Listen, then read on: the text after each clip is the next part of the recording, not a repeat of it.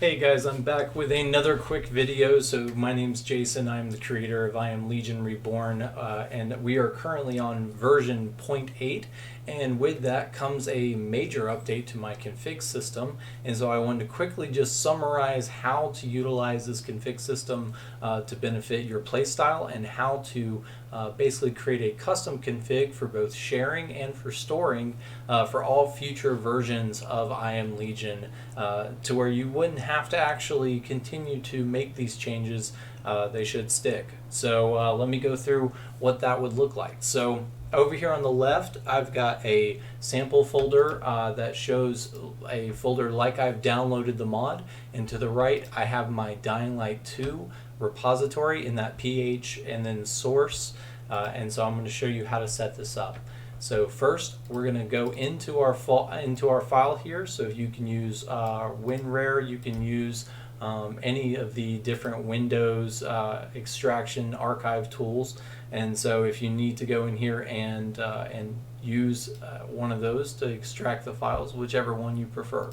So once you open this up, you should see that you have a data 3 pack. I used to have the README in this file, but people started reporting that the Vortex auto installer was no longer working. So I went ahead and removed that so that people could set that up properly into their install directories. And so we're going to go ahead and extract these files. So let's go ahead and pull it out of that extracted file. Now we're going to go ahead and open up that pack. You can do this with WinRAR, you can do this with WinZip. You just have to make sure that you're setting these .packs to where WinRAR can open them. So you can right click that and say open with, and you just need to browse to your archiver software and it should open. Once you've opened this up, you should see that you have these basic file folders here, and then you have this new file right here at the top that's called IAL_settings MTH. That's actually the configuration file that I've written for the mod. And so what you can do is go ahead and extract that file out to this folder. So if we just drag that out of this WinRAR, that will actually extract that here. You can go ahead and close that, and then you can just use any type of text browser. You can use standard Notepad, you can use Notepad++, and for this example I'll just go ahead and open this with Notepad. So we'll go ahead and say browse to Notepad. Okay. Once we have this open, you can see that I've got very basic formatting for this file. Essentially, because it is getting pulled into the game, there's not a lot I can do here as far as making things bold or underlining or anything like that. So what I've done is I've tried to add some characters there to separate everything out. And what I'm going to do is in the future I'm going to write up some documentation that's going to be like a nice clean formatted file that will tell you what each one of these values does in more detail. But for now I've tried to use very human names, very understandable values. At least I hope that is the case. And so what you can do is you can go through here and set these different numbers, and that should affect the game. So a couple of these, I was getting ready to release the file earlier, and I ran into a case where with the player settings there's still an issue with how the numbers are being injected in. So it's like every now and then they work, and then sometimes they don't. What I've done is I've set these up into the player variables file for the hard and nightmare difficulties. So currently these will only work if you're using the nightmare and hard difficulties. And some of these settings, if you start to have weird things like all of a sudden you can't jump or you can't run, that kind of thing, it's where this load issue is happening. And so for some of these things like run speeds and that kind of thing, I've actually removed those values from working for now until I have enough time to test and figure out what exactly is happening with those files. So if you have certain ones that are not working exactly as planned, just continue to edit these here, and in future updates those should work properly. So I'm going to try to maintain these actual values so that in the future these will then get called. And so the idea here is that this is a global config, and so these values can continue to get used down across the entire game. And so if you set it once, I should be able to actually move that down into the other files and actually continue to update things using that value, if that makes sense. So if you set, for example, the run speed in here and you say, okay, I want to make my player run faster, then for example, we can go in here and see that the original default was 3. So you can see that I've already increased the speed of the player, but say we want to make this 5, I can go in there and set that value. With certain ones of these, so this is programming script, and so because of that, please be very careful with how you're editing these files. If certain things get broken, like the little hyphens at the end, or any of these like float, integer values, that kind of thing, if those get removed or the formatting gets changed, for example, if you were to remove these commented lines, it will start to crash. And so be very careful of how you're editing this file if you are going to use it. Basically, only the values that are in here, try to stick to those types of values. And there's a basic breakdown here where, and I'll make sure to include this with the description in the video, but basically you have what's called a float. A float value has a decimal point, so all those values are going to be this 0 decimal value. It can be above 0, it can be 40.0 kind of thing, but that decimal must always be in there. If you do set this up and you don't add the decimal point, it can cause crashes. So if we wanted to change one of these numbers to 40, don't type in just 40, type in 40.00 to try to maintain that float value.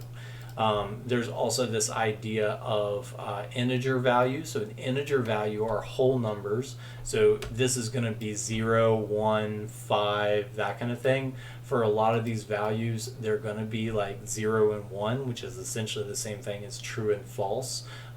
In the documentation, I will try to go through and add more notes so you understand what the original value was, what it's doing now. But you should be able to go in here and make a couple of edits to some of these systems to start familiarizing yourself with this configuration file.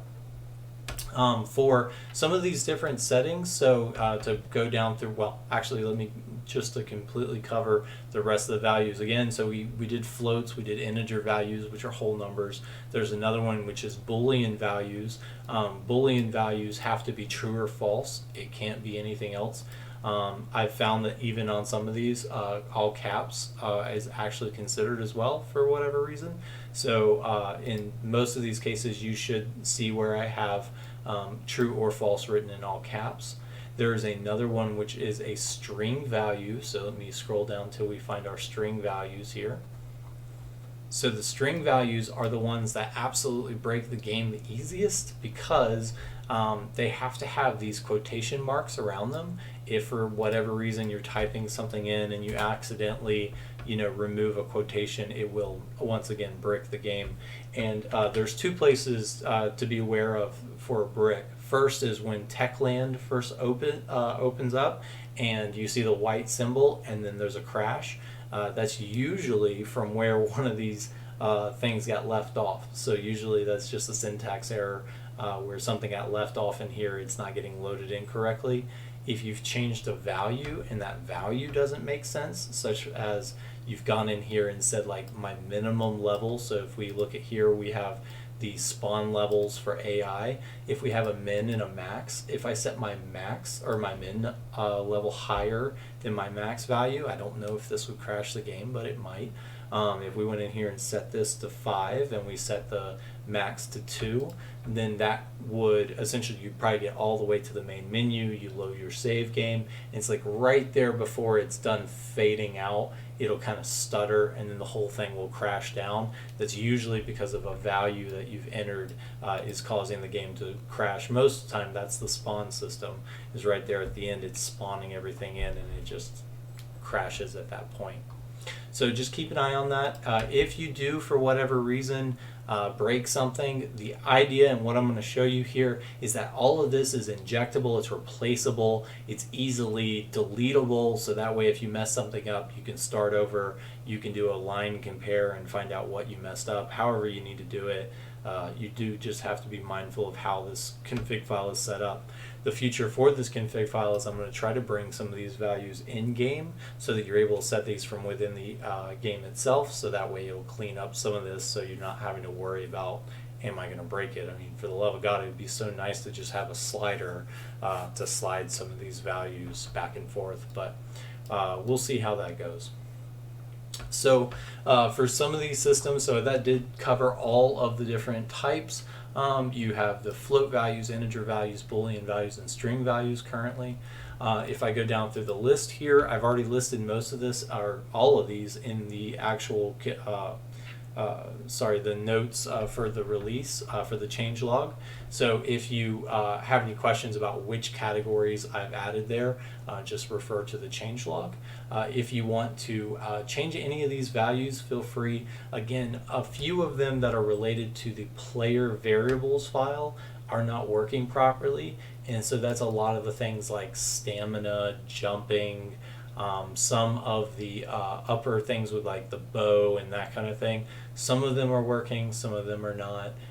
Go ahead and play around with those values, and please let me know which ones are not working, but try to verify or report before, or not report, but verify before reporting what you're seeing, because a lot of these may appear like they're not working, but they do actually work. So just, play around with it, and I'm continuing to improve the system as we go.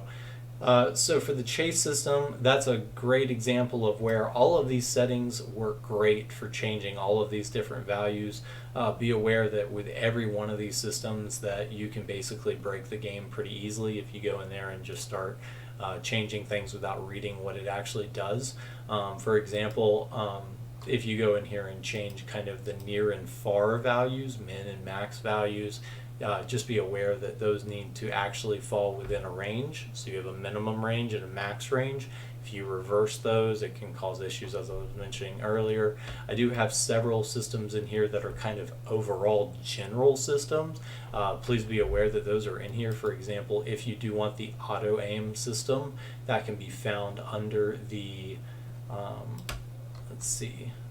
underneath the weapon systems. So if we go up here to the weapon settings and then general settings, you can see here that we have the auto aim that's currently set to false on my config, but if you wanted to turn this back on, you could go in here and write true and save that, and that system is working. That is all verified to be working just fine. So if you do want auto aim back on, you can turn that back on. There are several systems like the fall height for the AI, that if you start to experience weird things with your config file, because all of this is coming from one big global config, if you start to mess up one value somewhere else, it can actually cause a chain effect with other values not loading properly, because you've changed something that's actually causing it to no longer get down through the list, and things aren't actually loading in properly. Most of the time those result in a crash, but just be mindful that just because you change something in one place doesn't mean it might not impact something somewhere down the line.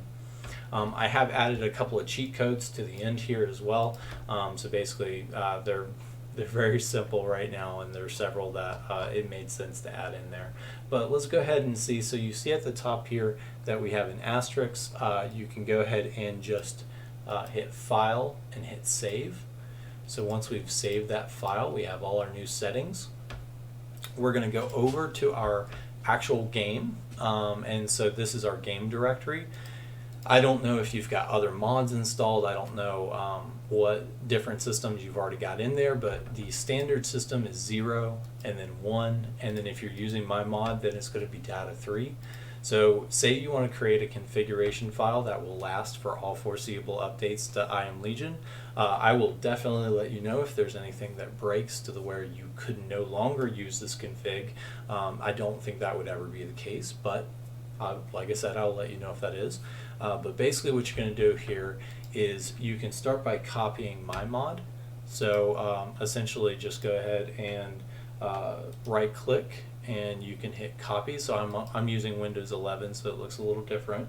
You can use Control-C, Control-V to copy and paste.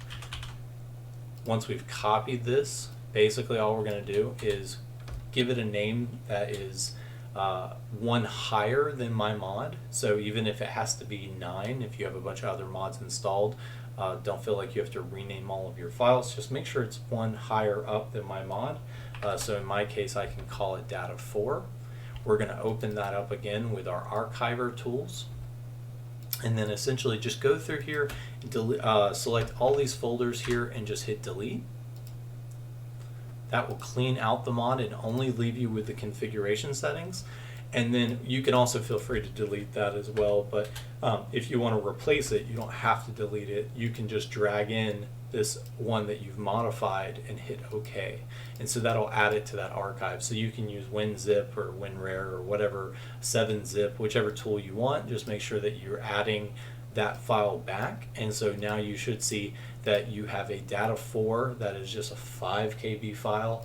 And what this will do is that for the foreseeable future, this will take the values that you have in this config and it will override the values that are coming in through my mod. So I'll have values that I'm putting out, those values will change things, but as I'm updating systems that are not present in this config, the hope is that it'll basically modify the values that have changed, if I've changed values, if I've added values, you should receive those new added values, but then the values you've actually set, those should actually get updated by your config file. If you want to keep this even cleaner to where that way you know exactly what you've changed versus using the full file, you can actually, let's open this up again with Notepad, and once we're in here, you could actually just make sure that you don't place this back in the original data 3 if you use this method, but essentially if you know you're not going to use certain parts of the code, you can just go ahead and start deleting out the ones that you know you're not going to use. That way the injector one that you put inside your data 4, this would be saved. Once you then load that into your data 4, it will override the values inside of that config file on top of my file, and it will only change the values that you absolutely know you want changed. And that way in the future you'll receive all my updates for all the ones that you don't really care as much about, but you'll continue to receive the ones that are important to you. Alright guys, thank you so much. I hope this answered all of your questions. If not, feel free to join the Discord. Feel free to reach out to me here on YouTube. And I look forward to talking to you guys again. Thank you guys so much for your support, and happy gaming.